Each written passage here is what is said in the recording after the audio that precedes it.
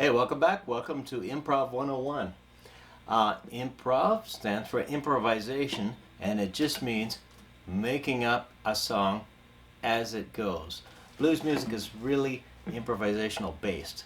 So sometimes there's some certain things that happen in the song that are kind of essential to the song, and the other parts you can make up.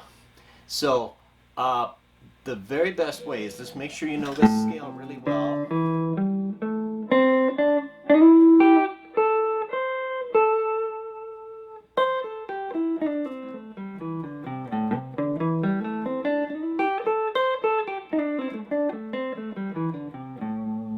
Okay, play it up and down. We'll get everybody started on improvising. It's easier than you think. Now, something I forgot to say, when we learned that scale, we didn't use any open strings. So anything that doesn't use any open strings, that includes bar chords, power chords, and we call them closed scales because they don't use any open strings. They're movable. That's the really cool thing about the guitar. So we did it right here, fret 5, that's A. If we did the same thing here, G minor. We did it here, it's F. We do it here, it's B flat, etc. All over the place. So you can, maybe I'll put a little note up as to where those are on the screen so that you can, but if you just remember on the dots, G, A, and B, that'll get you a kind of roadmap, and the other ones are in between. We're dealing with A right now, so let's go up the scale till we get here. Find this note, it's on fret 4. I meant string 4.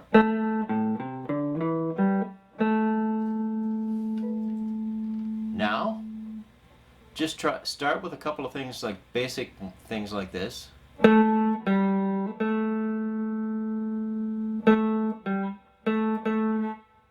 let's go up 1.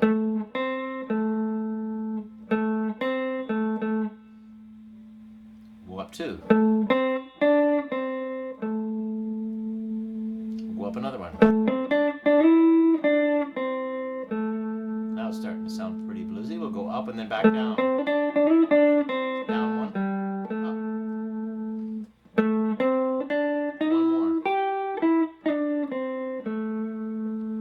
1 more.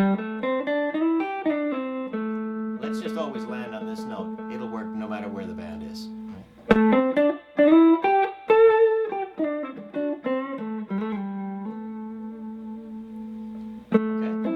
To start improvising, you have to use backing tracks. You have to play with the band because other than that, you're not really doing anything, you're just playing notes. So you have to have something to play to. So the easiest way to get backing tracks, there are some on my website, RogerWilliamsonGuitarPlayer.com. You can go there, and the ones that I've made for students, you can use those ones, or you can just look them up on YouTube, search blues backing track in A. It doesn't even have to be blues backing track, any backing track in A. But if you do search blues, I have Chicago Blues Shuffle in A here off YouTube, ready to go. So I'm going to start it going. Now it's important, I'm just going to play it on my phone, but make sure you, I guess the flashlight's on, oh well.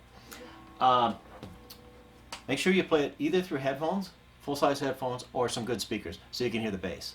That's a big thing. Sometimes students, I see them play along with just their iPhone or tablet or something, and it's okay, but you can't hear all the frequencies no matter how good they make those little speakers. So play it through something. I have mine Bluetooth through my studio monitors here, and hopefully you can hear it through on the video, and I'll show you how to get going. So I'm just going to start these guys going on their and starting it right now. So I can play any of these notes.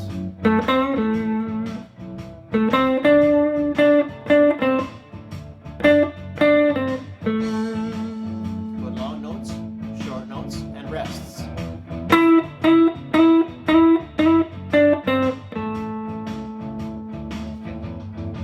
Now when you first try it, it's a bit daunting because students are quite upset. I don't know what to play. I don't know what to play. So listen to some blues players, and I'll put some links up with some suggestions. Especially some of the blues pioneers. Listen to those guys, and you're not going to be able to play like them. Neither can I. But you can pick some things up from all players. So just listen. You don't have to figure out what they're playing, but it will just go in there, and you'll start thinking in those terms, and suddenly the stuff you're playing on this pentatonic minor scale and the blues scale will start to sound like what you're hearing. So I'll play just a little bit more with these guys. Let's wait till the band comes around again, and there it is.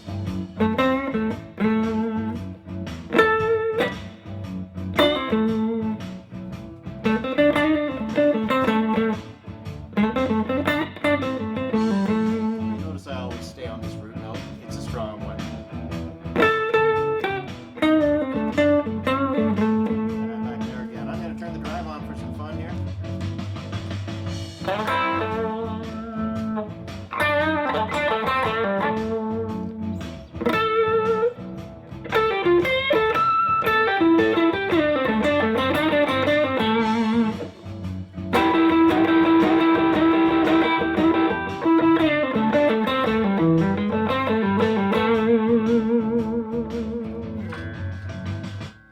Stop those guys.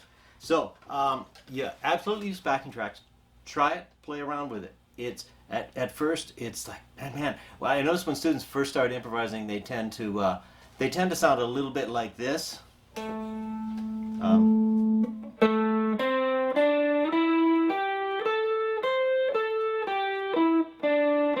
Which is okay. It gets you started.